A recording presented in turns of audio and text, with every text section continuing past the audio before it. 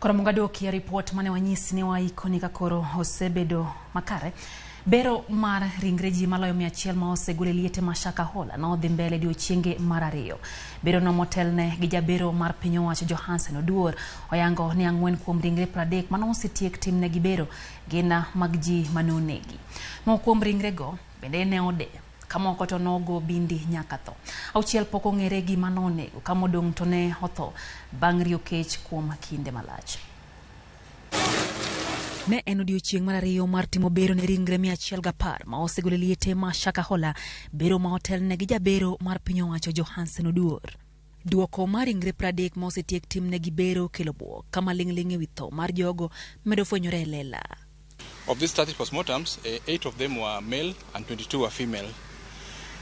We did autopsy of 15 adults and 9 children.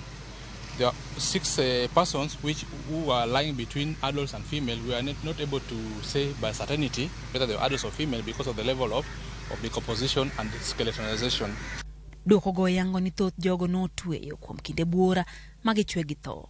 As per the cause of death, we found that most of them died because of starvation, being that 20 of these autopsies we did had features of people who died because of starvation. Duoko mar ringre 3 moko nyiso ni ne odegi nyaka tho ka nyathi moro achiel to ne ogo wiye gi gimoro madik ma ochuo wito ngimane.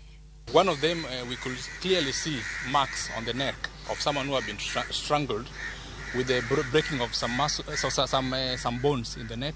So we are very certain that this person, who was a child also, was actually strangulated. 3 of them two of them of these I've said one was strangled, isn't it? Yeah, and 2 we saw that they had undergone what is called smothering. Smothering is a process whereby someone block your nose and mouth so that you're unable to breathe and you die. Kata kamano, duoko mar ringre moko auchiel ok nyis maler gino mano okelo tho margi ka bende kata kitwech margi bende ok oyangore wirani ne gisekethore mokalo. Most of these bodies were decomposed markedly, meaning that they were badly decomposed, but a few of them were just moderately and mildly decomposed. And as per the cause of death, we found that most of them died because of starvation. Jokedo ne ratiro mag oganda oseo piny owacho kuom rem nywando gi bero no ka piny owacho kokalo kuom jabero mare Johansen Oduor to oramo ni ok nochuno ni nyaka nywandgi e chenro no. Chenro no mar bero dhi mbele chieng' tich adek ka koro idhi nywand nyinyo mag del kata DNA mag familia 28 moito joge gima ichich go ne gin jodin mar jadolo Paul Mackenzie. Kapodwa ng'iyo mago nyakora mga juang jadolo Paul Mackenzie